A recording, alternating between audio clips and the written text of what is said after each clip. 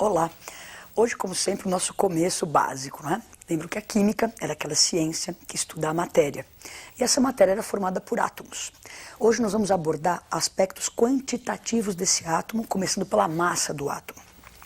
Vamos imaginar uma situação. Dê uma olhadinha na tela. Então, se eu pudesse, não é, pegar um átomo com a mão, colocar numa balança, não é, e colocar lá um pezinho, eu teria a massa do átomo. Mas é possível pegar um átomo, colocar na balança e achar essa massa dele dessa forma? É claro que não, né? Isso é uma situação hipotética. Eu não tenho como pegar um átomo, colocar na balança e pôr um pezinho do lado. Mas essa ideia é que me interessa. Quando você vai expressar a massa, por exemplo, de um elefante, você usa a unidade tonelada. Massa de uma pessoa, você usa quilograma. E para o átomo, nós precisamos criar uma unidade para expressar a massa do átomo. Então, a necessidade de expressar a massa do átomo, ter uma unidade para isso, fez os químicos pensarem, bom, nós precisamos de um padrão, de um referencial. Existe um referencial, por exemplo, quilograma. Então, você sobe lá na balança e fala, olha, eu peso 60 quilogramas. Então, é 60 vezes mais que 1 quilograma. Tem esse referencial. Nós precisamos, na química, de um referencial. Bom, você escolheu o carbono 12 para tirar esse referencial, um dos átomos mais estáveis que nós temos. Então, olha o que eles fizeram com o átomo. É lógico que é uma situação também hipotética, né? Impossível se fatiar um átomo. Mas se fosse possível, fatiaríamos o átomo de carbono em 12 pedacinhos. E esse 1/12 do carbono 12, desse isótopo 12 do carbono, seria o nosso referencial de massa, chamado de 1U. Então, a química estuda a matéria é formada por átomos. Para se expressar a massa desse átomo, criamos um novo referencial de massa próprio para essas coisas bem pequenas, átomos, moléculas, que é o U. Tendo esse referencial, a gente pode então calcular a massa atômica. É lógico que isso nós fizemos aí, ninguém fatiou o átomo, ninguém colocou o átomo na balança. Na verdade, essa massa atômica é determinada experimentalmente no aparelho espectrômetro de massa. Isso foi feito para você entender de onde veio o U, que é a unidade que nós vamos usar. Então, o que é massa atômica, que vai ser sempre dada no seu vestibular para você trabalhar com esses dados? Olhe para a tela. Massa atômica é a massa de um único átomo, expressa então nessa nova unidade que é o U. Isso sempre será dado no seu vestibular, você não precisa saber de cor nenhuma. E você tem aí na tela alguns exemplos. Carbono 12U, oxigênio 16U. Então, isso vai ser dado sempre no vestibular. Agora, como é que seriam para moléculas, né? A gente lembra que a química estuda a matéria é formada por esses átomos se unem e formam as moléculas. Como é que seria então a massa de uma molécula? Então a massa molecular é a massa de uma única molécula, expressa na mesma unidade U, e eu vou obter como? Obtendo, somando a massa dos elementos que estão ali. Vamos ver alguns exemplos de massa molecular. Substância água. Está lá a massa molecular da água. Então nós temos o elemento hidrogênio e o elemento oxigênio. Aquele índice, você se lembra que indica a quantidade de átomos. Então nós temos 2 vezes o hidrogênio mais 1 vez o oxigênio. Substituo as massas atômicas que são dadas, o hidrogênio vale 1, o O vale 16, somo isso tudo, então eu tenho a massa da molécula de água 18U. Mais um exemplo, agora é o sulfato de alumínio, não é? Então você tem aí 3 elementos, alumínio, enxofre e oxigênio. Então para eu achar a massa da molécula, vamos somar a massa dos 3. Então lembra dos índices, 2 alumínios, esse 3 fora do parênteses multiplica o que está dentro do parênteses, então tem lá 1 enxofre vezes 3, 3 enxofres, 3 vezes 4, 12 oxigênios. Substitui as massas atômicas, totaliza isso e dá lá 342U.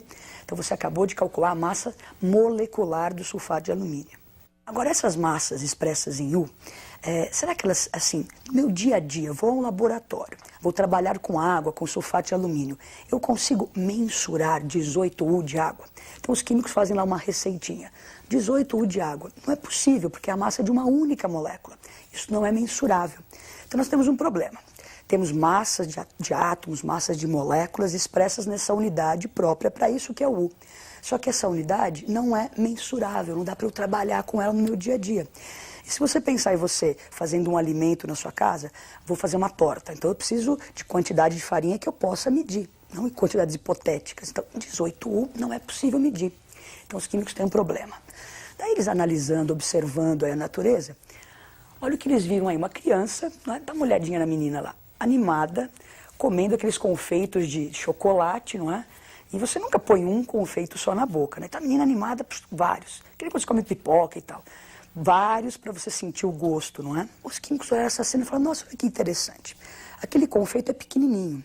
E para tornar a coisa mensurável, para sentir bem o sabor, a gente coloca vários lá na boca. Então a ideia foi a seguinte, átomos, moléculas, são coisas bem pequenininhas. Então para a gente tornar isso mensurável, vamos pegar um monte bem grandão. Então essa necessidade de tornar as coisas mensuráveis faz surgir o mol, não é? Então o que é esse mol para nós na química? É uma quantidade absurdamente grande de partículas que eu vou pegar para tornar as coisas mensuráveis. Dá uma olhadinha na tela. Os químicos criaram esse conceito aí, mol, não é? A palavra vem do grego que significava um amontoado, um montinho. Então, mol é esse amontoado de partículas. Só que se lembrem, tem que ser um monte absurdamente grande, porque átomos, moléculas, são coisas absurdamente pequenas. Então, o mol está ligado a essa quantidade, 6,02 vezes 10 a 23 partículas. Então, para nós, na química, um quitandeiro, por exemplo, ele vai contar laranja, ele conta em dúzias. Então, a pessoa fala a palavra dúzia, vem aquele conceito de 12 unidades, não é? 12 coisas. Para nós, na química, nós vamos contar em mols. Então, eu peço lá, um mol, eu estou pedindo 6 vezes 10 a 23 partículas, e este número é conhecido como número de Avogadro. Então, criamos o mol. Vamos supor que eu fosse comprar átomos, comprar moléculas, eu iria comprar em punhadinho chamado de mol. Então, dá uma olhadinha na tela. Eu peço lá, eu quero 1 mol de átomos. Então, eu vou receber 6 vezes 10 a 23 átomos. Ou eu peço 2 mols de moléculas. Então, eu quero 2 montinhos com 6,02 vezes 10 a 23 moléculas. A gente viu que o mol é essa quantidade. No sistema internacional, existe uma grandeza chamada quantidade de matéria. Então, existe um sistema, dentro dele existe matéria. E se eu quiser medir a quantidade de matéria, a unidade que nós vamos usar é justamente o mol. Então, no sistema internacional, mol expressa quantidade de matéria. Vamos fixar bem isso na tela. Olha lá, mol é a unidade que no sistema internacional expressa a quantidade de matéria que tem um sistema. Como o mol vai nos ajudar a entender bem essas coisas, né? Os químicos precisam de quantidades mensuráveis. Vou ao laboratório, vou medir coisas. Só que eu preciso medir e saber o que eu estou medindo. E o mol faz esse papel, não é? Ele me ajuda a misturar, a relacionar quantidade com uma certa massa. Lembra que nós tínhamos aquela massa em U, que a gente disse que não era mensurável? Daí criamos o mol. Agora nós vamos misturar isso tudo. Vamos ver o que salada que deu. Você tem aí o elemento cálcio, não é? Cuja massa atômica era 40U, a massa de um único átomo, que não era mensurável. Então a ideia era pegar um amontoado bem grande de átomos, nesse caso aí 1 mol de átomos, e aparece uma massa registrada na balança. Se você perceber, a massa está lá 40 gramas por mol. Então, massa molar é a massa de 1 mol. Você vê que essa massa molar, a massa de 1 mol, ela é numericamente igual à massa atômica. Então aquela tabela que nós tínhamos em U, é só eu tirar o U e pôr gramas. É lógico que fisicamente mudou tudo. Antes era um único átomo, agora nós temos 1 mol de átomos. Então o mol faz essa ponte, olha, relaciona quantidade de partículas com a massa. Vamos resumir isso e ter uma certeza com relação a essas unidades. Mol, átomos, massa. Dê uma olhadinha na tela. Então eu tenho certeza para qualquer elemento. Nós acabamos de ver o exemplo do cálcio. Mas para qualquer elemento químico, se eu pedir 1 mol de átomos, eu vou receber um montinho com 6 vezes 10 a 23 átomos, o que equivale à sua massa molar. Não é? Agora, vamos ver como é que fica para moléculas. Falamos do elemento cálcio. E para moléculas, vamos pegar como exemplo a água. A molécula de água tem uma massa molecular que é 18U. A mesma história do cálcio, não é mensurável. Então colocamos na balança, agora eu estou contando moléculas. Então 6 vezes 10 a 23 moléculas de água. E veja lá a massa molar, a massa de 1 mol de moléculas. Numericamente igual, nesse caso, à massa molecular. Então aquela que eu acho em U, eu tiro o U e passo para gramas. Deixei de ter uma quantidade que não era mensurável e passo a ter então agora uma quantidade mensurável. Vamos resumir então. Já vimos para átomos, como é que fica para moléculas agora essa relação? Eu tenho certeza, se eu pegar 1 mol de moléculas, eu estaria pegando 6,02 vezes 10 a 23 moléculas, o que equivale ao que é chamado de massa molar, expressa sempre em gramas por mol. Vamos ver o que pode acontecer agora com alguns gases em algumas situações, não é? Então, nós estamos falando de mol, de quantidade, vamos pensar na quantidade de gás. Vamos dar uma olhadinha nesse desenho muito bonitinho aqui, ó. Então nós temos um rapaz na praia, então ao nível do mar, a pressão atmosférica 1 atm, dentro de uma câmara frigorífica a 0 graus, ele está segurando uma bexiguinha para passar o seu calor, tem lá um mol de um gás. Então eu tenho um mol de um gás a 0 graus a 1 atmosfera. Então aquela bexiga vai ocupar um volume, que nós vamos chamar justamente de volume molar. Volume molar de um gás no que se chama de condições normais de temperatura e pressão, CNTP. Então, a temperatura 0 graus, a pressão de 1 atmosfera, aquela bexiga iria ocupar um volume de 22,4 litros.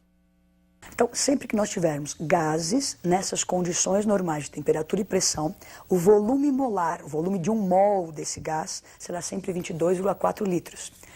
Vamos fixar isso olhando para a tela. Então, nós temos um mol de moléculas, 6 vezes 10 a 23 moléculas, equivalem à massa molar, isso tudo nós já tínhamos visto. Agora, se ainda for um gás e estiver na CNTP, ainda posso dizer que ele vai ocupar 22,4 litros. Bom, então nós damos uma olhada nessa coisa de quantidade que é mol. Vamos fazer um exercício para ver se a gente aprendeu a relacionar essas quantidades, essas unidades, mol, átomos, moléculas, gramas. Vamos ler o exercício. Então, no exercício diz assim: quantas moléculas de butano existem em um isqueiro contendo 5,8 gramas dessa substância? Se você observar nos dados, não é? Ele coloca o número de Avogadro 6 vezes 10 a 23. Sempre olhe no seu vestibular que ele pode dar arredondando 6, 10 a 23 ou usar o 0,2. Habitualmente não se usa o 0,2. Então, fique atento a esse detalhe aí. E as massas do carbono e hidrogênio. Então, vamos lá para a resolução. A nossa dúvida, não é proposta, ele quer saber quantas moléculas existem em 5,8 gramas. Eu vou precisar, antes de resolver essa dúvida, calcular a massa molar do butano. Então temos aí para calcular a massa molar, você se lembra que a gente tem que somar, não é? Então 4 vezes o carbono, 10 vezes o hidrogênio, dá uma massa que é 58 gramas por mol. Então, a nossa dúvida era quantas moléculas em 5,8 gramas. Agora vem com a nossa certeza, aquilo que nós acabamos de aprender. Na química, se eu pegar um amontoado de 6 vezes 10 a 23 moléculas, então moléculas embaixo de molécula, isso equivale à massa molar, que é 58 gramas no caso dessa substância. Então, a dúvida, a certeza, multiplicamos incluso comparando essas coisas e encontramos então 6 vezes 10 a 22 moléculas. Bom, essa matéria, é bom que fique claro que você tem que treinar bastante, fazer exercícios, não é? Encarar os exercícios como transformações de unidades, que nem aí ele me deu massa, queria saber moléculas, saber bem aquelas relações, ler com atenção, dúvida comparado com a certeza e boa sorte. Até a próxima.